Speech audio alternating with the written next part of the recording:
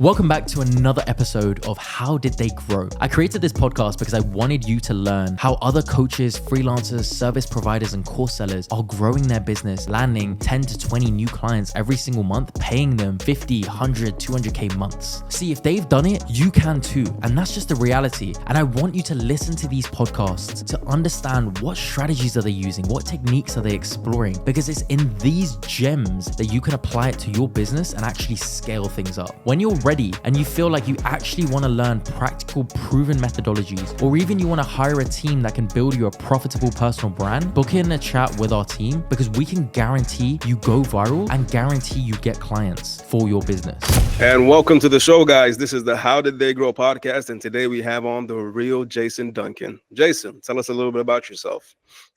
Well, I am a business coach and a podcaster. I run a mastermind group called the Exeter Club that's designed for entrepreneurs here in the U.S. doing at least $3 million in revenue, that entrepreneurs stuck in the weeds of daily operations. We show them how to get out and increase their business valuation at the same time, preparing them for their exit. I think that's amazing. Tell us, how did you get into that? What was the journey? Let me even ask this. Did you always see yourself as this entrepreneur, someone not doing the regular 9 to 5, or was this something that came along the journey? No, I spent the first 13 years of my professional career. Actually, I started in high school and all the way through college, and then as an adult in pastoral ministry. So I've got a degree hanging on the wall in biblical studies. That's where I started, and then I got absolutely fed up with that. I couldn't do that anymore, so I went back to school, got a master's in education. And I started teaching school. It's called 8th grade American history, and absolutely fell in love with the craft of teaching. I was very good at my job. I was a model teacher. Thought I would be doing be in the education industry forever. And I didn't have tenure. And coming out of the Great Recession here in the U.S., the school districts all across the country are having to cut positions, and I was one of those unfortunate people that my position did not get renewed for the following year. They cut it from the whole budget. So I was forced to make a decision. What am I going to do next? And ultimately, after a long trying to figure it out, I ultimately decided to start a company. So I started a company from scratch in an industry I knew nothing about, and built a multi-million-dollar business, became a millionaire myself, learned through success and failure what it's like to run a business, and then ultimately exited that business. And then wrote about my story, like how do you exit without exiting? How do you exit without selling the business? How do you get out of the weeds and let your team run it, and you enjoy the fruits of that as an investor rather than as the operator? And I wrote a book about it. And then after I did, people started going, well, you should coach. You should tell other people, teach other people how to do this. And that's what I do now. I think that's amazing. And I think that's great. It's something you'll be able to do yourself, and you're putting other people in that position. What was the thing that you did? The business model. The business that I started was, when we first started that business, we were doing, believe it or not, hydrogen, on-demand hydrogen generators for cars, and ethanol stills, which I knew nothing about. But then that quickly changed because that was not going to make any money. So we shifted the business model to do LED lighting. So we started doing LED lighting in commercial buildings. And then from there, we ultimately built an electrical contracting division.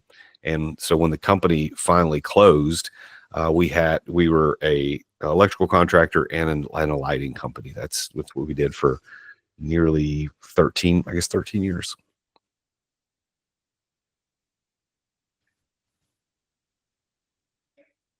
You still there? I'm here. Okay.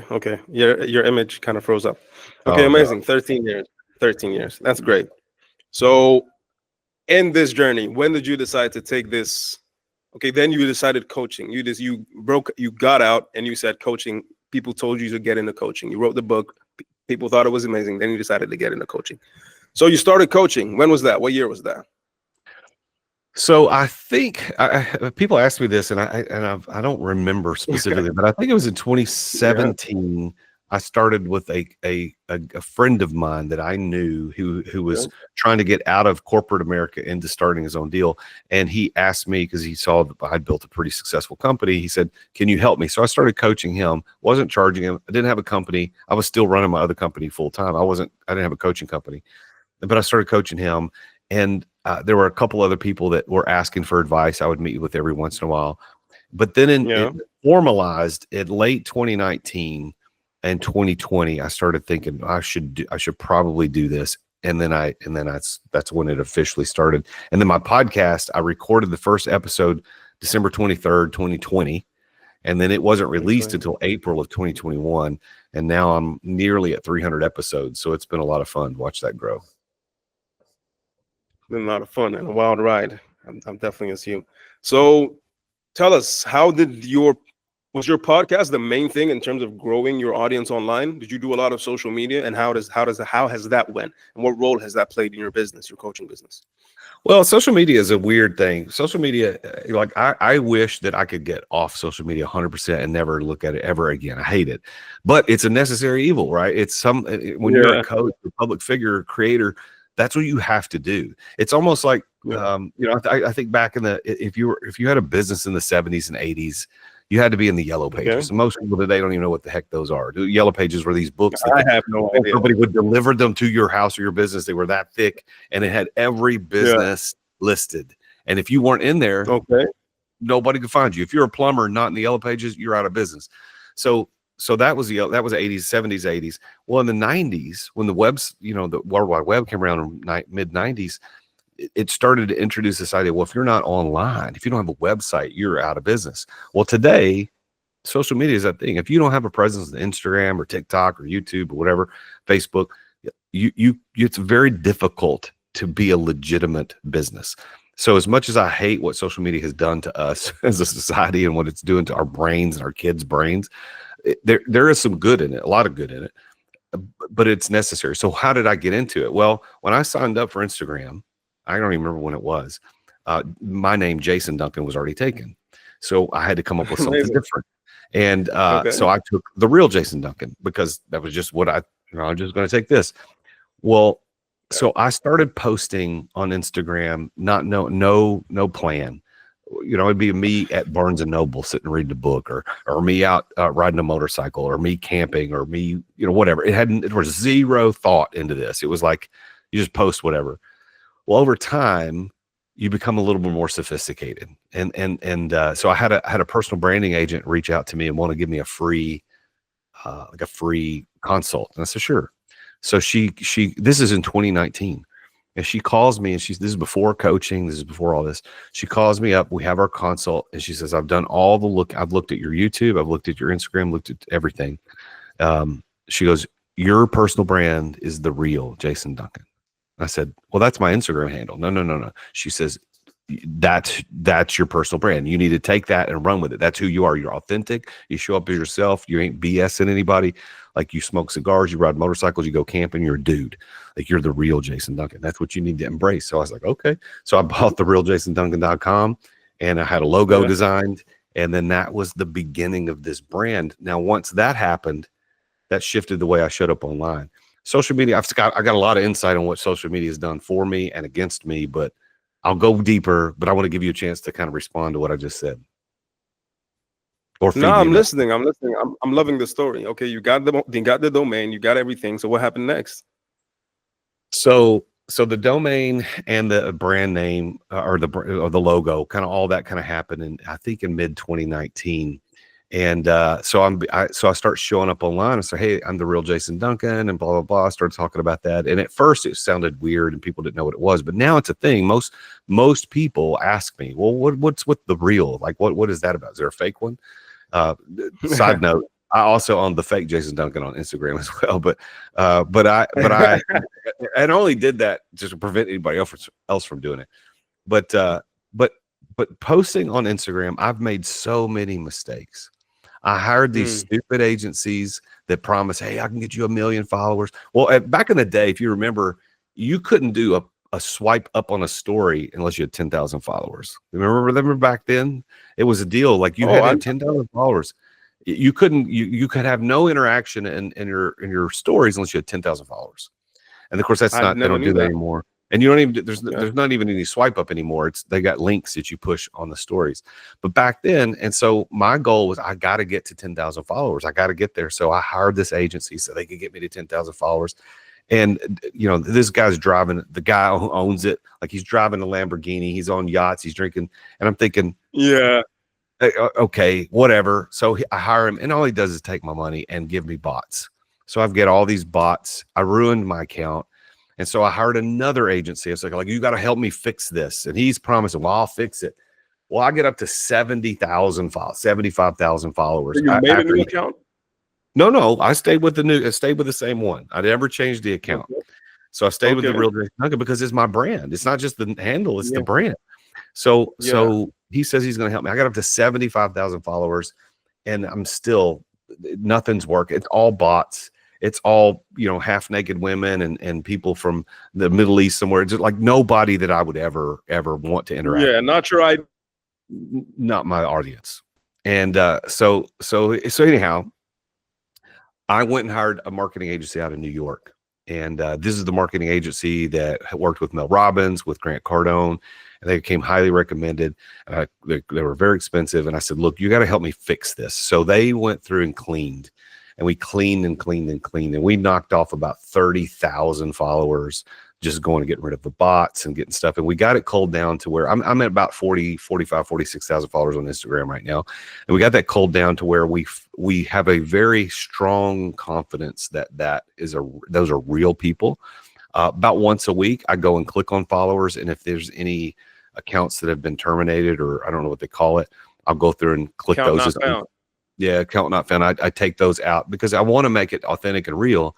But dude, Mike, if you go back 6 months, if you go to my feed, go back 6 months, every post, 700, 800, 1,200 views, and which is fine. Like if you look at a percentage towards overall followers, that was good. That was good engagement.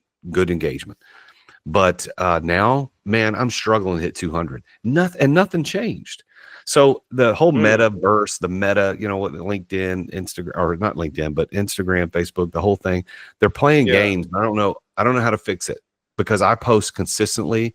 I post once a day, every day, reels, every day, Monday through Friday. And we put thought into it. We do it right. We don't post crap. It's edited correctly. We have a team that does our edits for us, and still it's not moving the needle. But I was expecting that, but I still get clients. I still get people that follow me. I still get people that reach out. I still get clients that come that follow me. My last client that I signed up as a private coaching client, and I take a few private coaching clients a year because it's expensive. But I mostly run my mastermind. But my last private coaching client that signed up has followed me for 2 years on Instagram and YouTube. And my YouTube channels, that's a whole nother story I could talk about. But he followed me for 2 years and saw me working with a client at one of my other private clients. Like I posted a story about me working with him and said, okay, it's time. And he reached out to the Real Jason Duncan. We scheduled a call. I talked to him about what I could help him do. And he's like, let's go. So Instagram, even though Instagram is suppressing the views somehow on my stuff, I don't know why or how or what's going on, it still works. And so that's why I hate it, but you got to do it. And it's a necessary evil. I hope you're enjoying this podcast. I hope you're taking notes. I hope you're learning so much practical wisdom because that's what I really wanted from this podcast. Now, I just want to quickly say, if you're looking for a team that can actually help you explode and go viral with your personal brand with proven methodologies, I say this because I've been doing this for the past 5 years. We've got a team of 30 people who are ready to go ahead and explode your brand so you can get clients begging to work with you. Have a chat with one of our advisors. You can book in a chat using one of the links around this video because that chat might just change your life. I think that's true, and I think that's because we've been in the industry for a while. We actually understand this stuff because, like, what they say is the algorithm is just humans. That's what they say. The algorithm is just humans. It's not some magic guy inside your phone. It's just humans. So what they do, the app pushes out stuff, right? They push it out to some of your followers, some of your non-followers. Now, what determines how much more they push it is how those people take the content. You know what I mean? Does that make sense? Oh, so yeah. It's just humans. Yeah. So I don't know what you're doing. I haven't taken a look at your Instagram, but point is, like, it's just humans, right? So let me ask you, did you when you saw that happening, did you diversify? Did you go onto other platforms like TikTok and all the other stuff? So no. So I'll tell you my history with Instagram and Facebook and TikTok. So in Facebook in February of 2019. So February Okay. 2019, I did a 1 month fast from Facebook because a buddy of mine, we were talking about at the time about how social media is stealing all our time. And I really wasn't involved on Instagram that much. Facebook was kind of the primary thing I was doing at the time. And TikTok didn't exist. And I had a YouTube channel, but I wasn't doing anything with it. So Facebook was really it. And we took a 1 month fast, and I never went back. My life was so much better not being on Facebook, because Facebook is full of so many, I'll keep it clean, buttholes, like people that just take it upon themselves to correct the world with their opinion. And I just thought, my life was so much better for these 30, or I guess in February it wasn't 30 days, but this whole month of not having to deal with Facebook. So I never went back. So I've never gone back to Facebook. As a matter of fact, the only thing that posts on Facebook for today are stories that automatically push from Instagram, because I just got it connected. So stories automatically push, and my team will post on my behalf onto Facebook, but I have zero interaction. I don't go there. So if you're like, he never responds to me, well, it's because I'm not there. I don't exist there. Now I buy and sell crap on there. Like we sell lawnmowers and refrigerators, whatever we're selling out of the garage. I put it on Facebook Marketplace, but I don't use Facebook. Well, that's my Facebook story. TikTok, when TikTok came out in 2020, I think it was 2020 when it finally hit. I didn't get on it for a long time because the way it was presented to me through the advertisements I saw was just a bunch of half-naked girls dancing. I was like, I don't need this in my life. What am I wanting to do this for? And then somebody started telling me about TikTok and how it was these short videos that you could watch and that you could pick what you want to see. You don't have to see that stuff. So I got on TikTok and started paying attention and started watching videos. And I would do like everybody does, doom scroll for 2 hours. Like, okay, this is the last one. And it'd keep going. And I thought, this is not healthy. I can't do this. I had one video on TikTok that hit like 60,000 views. That was the best I ever did. And it was me laughing because my daughter found out I had a TikTok account, and I videoed the whole interaction, and she slammed the door, and I just laughed. A bunch of people thought that was funny, but honestly, I got off TikTok 100%, deleted the account, got it off all my devices because I don't trust it. I don't trust the platform. So I don't trust the platform. I don't know why I trust any of them, but I certainly don't trust that one. And Instagram is where I spend most of my time. Want to share why? Well, I will. So I'll tell you the story. And I know everybody's got probably similar stories. There's a guy, his first name is Mike. I don't want to say his last name, but he and I know each other. We're in the same organization. He lives in New York. I live in Nashville. We knew each other. We had talked on the phone a couple of times. That was the extent. We were in the organization together, been on calls together, had a direct phone calls a couple of times, but never met each other in person. I'm in my car one day, and I'm sitting at a red light, and I got TikTok on my phone, and I'm just scrolling through TikTok. Now, I had just mentioned him to somebody else the day before, and then he shows up in my TikTok feed. I had never seen this dude on TikTok in my entire life until I mentioned him out loud in the presence of my phone, and he shows up, and I said, this is crazy. This is crazy. I am not doing this. So I think I deleted it in the car right there. I said, this is crazy. I'm not doing this. So that's why I got off TikTok. I don't trust it. I really wish I could go there because it's a lot of entertaining throughout the pandemic, the COVID stuff. That's where I got all my news. I was paying attention to the news with the media was telling us that hospitals were overcrowded, and then there's people on TikTok going in there saying there's nobody here. So I got the news from TikTok during COVID, but I just couldn't trust it, so I got off the platform. But Instagram and YouTube and LinkedIn are really the only three places I play right now. I think that's an amazing insight. What I would say is, like, from what I know about the app, from what I know about phones in general, like phones do listen. So I would say it's not a TikTok thing specifically, because TikTok does do, suggested accounts and all that. So I don't know. I can't tell you what it was. That was what happened to you. You know what I'm saying? Maybe it had been building up, I would say. Would you say that? Yeah, I guess you're right. They're all listening. The phone's listening. I get it. I got a Google Home sitting right there. It's probably listening to everything I say. But I did buy a button. I did buy off buttons for my cameras. I turn those off. I do not leave those on, and I would recommend everybody do the same thing. But here's I guess what happened with TikTok is that the media was really talking about, not just the media, but you were hearing everywhere about China being behind TikTok, and it's Joe Rogan was talking about on his podcast. He read the terms and conditions and how that they have access to everything in your phone and could turn the microphone on just to see what's happening in the background. I mean, those things. So that I'd heard it, and then I had that experience, and those two things together, I'm like, I'm out. And makes sense. So, and I wasn't invested in TikTok. I wasn't invested at all. So to me, it wasn't a big loss. And I'm looking down right now because I'm looking on my phone. I want to show you something if I can find it. Probably won't be able to find it now. But we're doing a kitchen remodel in our house right now, and we had the kitchen cabinet guy was here for almost 2 weeks, and the painters came in. The painter came in today, and so he's been down the hall in the other side of the house painting, and my wife and I were standing in the kitchen just a couple hours ago. I was having some lunch, and I picked up my phone, and the ad. I say I can't find it now, but the first ad Instagram fed me right? was exactly on Instagram. Well, like this is kind of like, this is, granite countertop. Yeah. I'm getting these all the time. Exactly. So I don't know if it's listening. I don't know if it's listening or it knows what I'm searching for, but I use DuckDuckGo. I don't use Google. But sometimes when I'm on my phone, it actually goes to Google. And I swear to you, if I go to Google on my phone and search for anything, I get an ad immediately. But if I use DuckDuckGo, I don't, which is why I use DuckDuckGo most of the time. Yeah, I've heard about DuckDuckGo. I think it's amazing as well. So that's the thing. Like, it does listen, and it's the same thing you said in the beginning, right?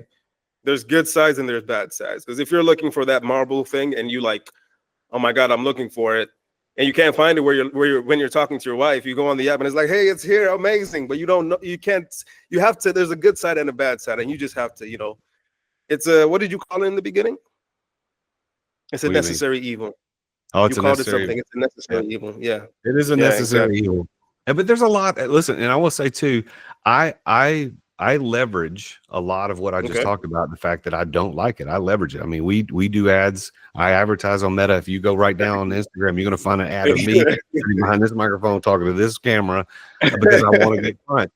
So I get it. It is a necessary evil, but I wish somehow we could dial it back a little bit. And the filth that's out there too. I just, the filth that they try to push onto you, sexual stuff. I mean, I don't know what everybody else sees. I have my algorithm that shows me motorcycles and cars and business stuff. Like, my algorithm knows what I want to see. But every once in a while, they're like, let's see if this dude's going to watch this girl, like half naked girl. And I have to on purpose click and hold the button and say not interested, because if I linger on that and watch it, and goodness, if I hit like, I don't know what would happen, but like, I have to make sure to, Satan is obviously behind this. The enemy of the world is just trying to destroy our minds, and he's using the platforms like this. So we have to be diligent. So I follow Jesus. If any of you out there follow Jesus and listen to the show, like, you got to be diligent, man, because he's getting into your phone. He's trying to get after you, man, and you need to be very careful. You got to do your own due diligence. Definitely. Yeah. I think this is a nice way to transition, trying to segue into the business, because you spoke about ads. What do you do for your business, and how do you but like, how do you get clients in your business? Is it a lot of social media? Is it mainly ads? Is it referrals? How does that look?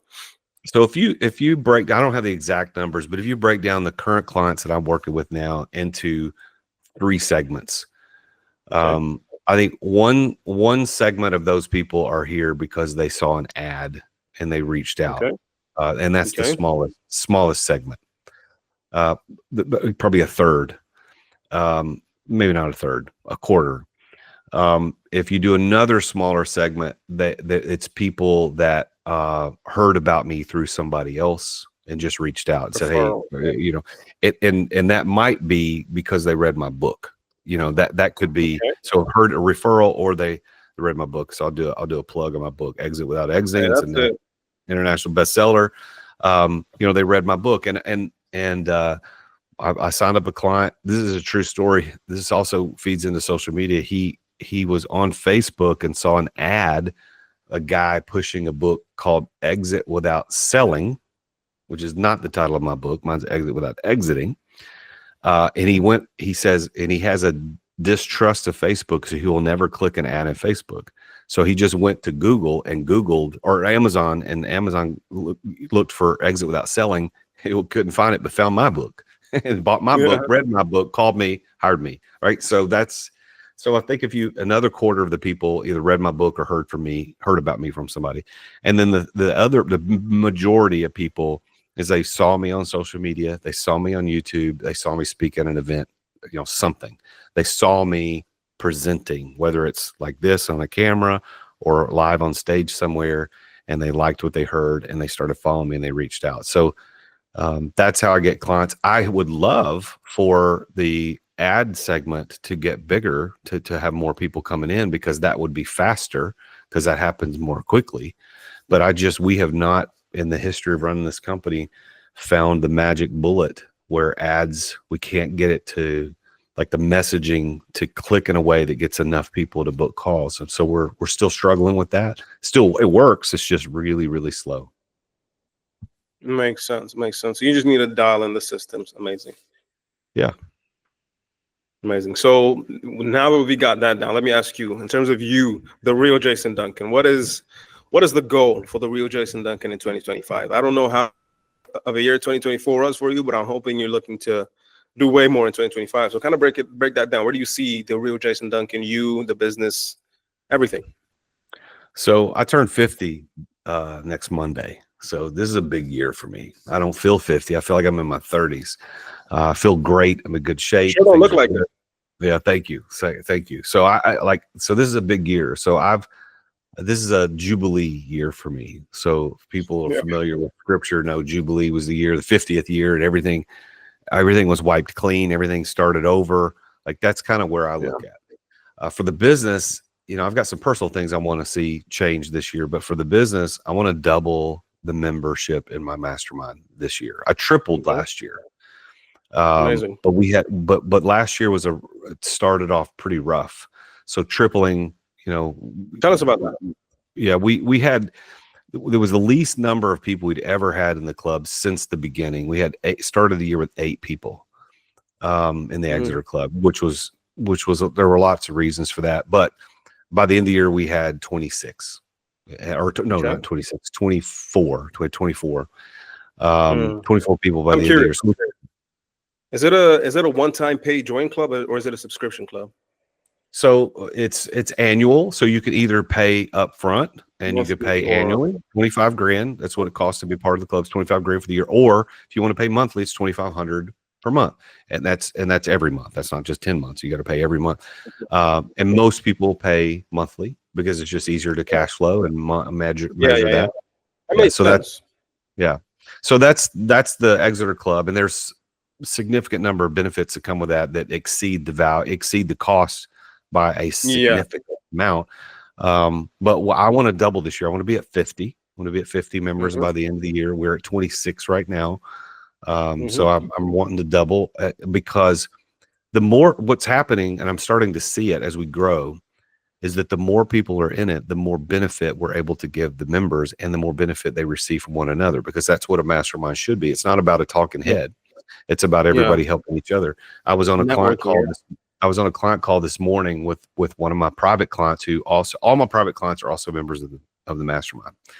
I was on a call with a private client this morning, and he said, I'm not a very good Exeter Club member. I don't come to a lot of the meetings. He said, but I went into the chat, because we use the Signal group, Signal chat app. He goes, I was in there reading through some of the posts I'd missed, and he mentioned something he read. And he goes, that's what I've been needing. So I'm going to go do that. Dude, this is what a mastermind is about. It's not about me. It's not about just me. It's about all of us helping each other. Definitely. Community does play a big role in terms of growth, especially when it comes to coaching. When you have a coaching service and you have a community attached to that, it's like, man, if I don't motivate you, you seeing the wins of other people in the chat is going to motivate you. You know what I mean? Yeah, for sure. Amazing. So what is the plan to get that? Where's the plan to get there? You're speaking about doing ads and doing social media, because you said social media is like 70%. I don't remember the numbers, but what's the plan? Half. We're going to be starting in March. We're going to be posting on social media, LinkedIn, Instagram, and YouTube twice a day. We've never done that Okay. before. Once a day is the most we've ever done. We used to not Okay. even do once a day. We used to do once every or 3 times a week.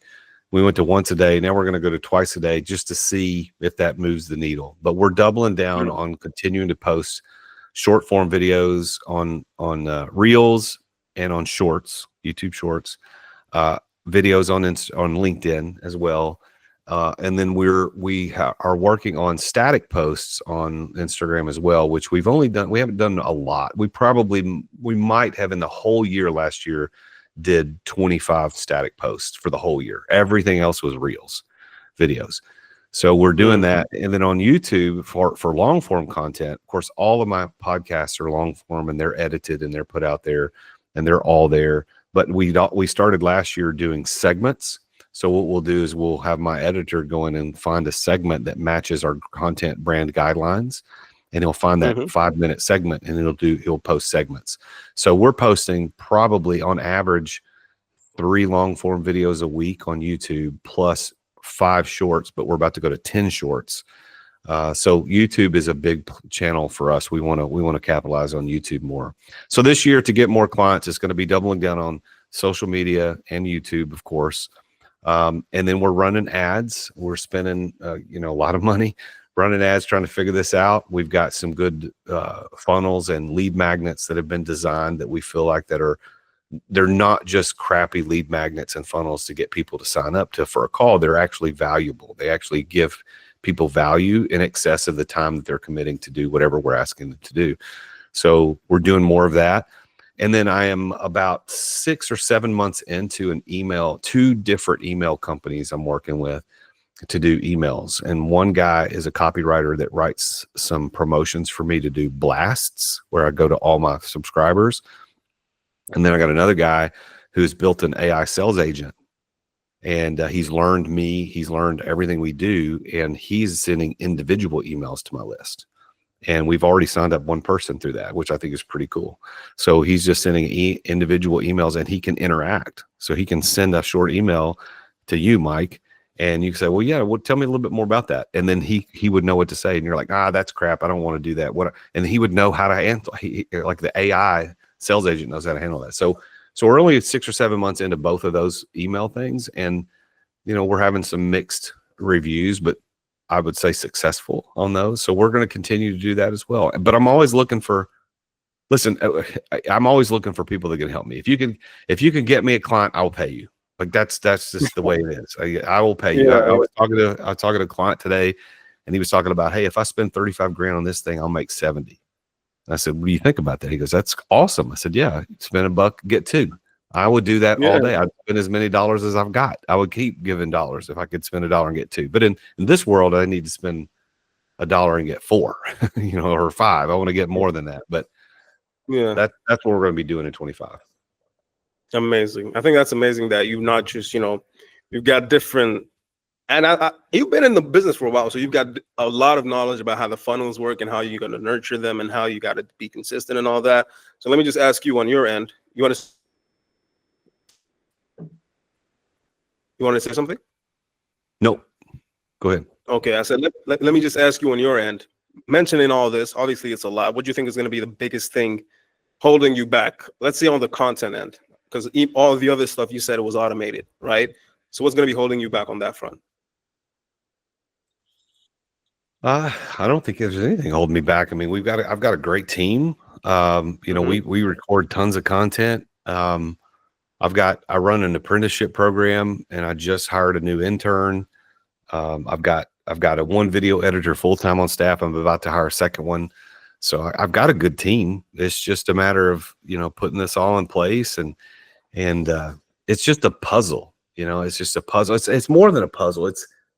I don't know what those machines are called. Those machines, you've probably seen a video on YouTube where you push this lever, and then something happens, and then this happens, and that happens. It's kind of cool. It kind of might go all the way around the room, and ultimately it trip. It does something funny. Yeah. Like I feel like a domino.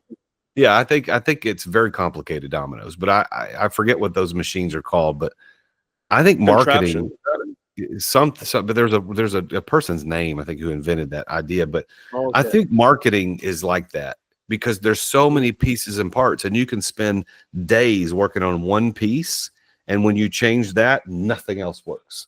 Like nothing else works. And so you're like, oh crap, I got to chase this down.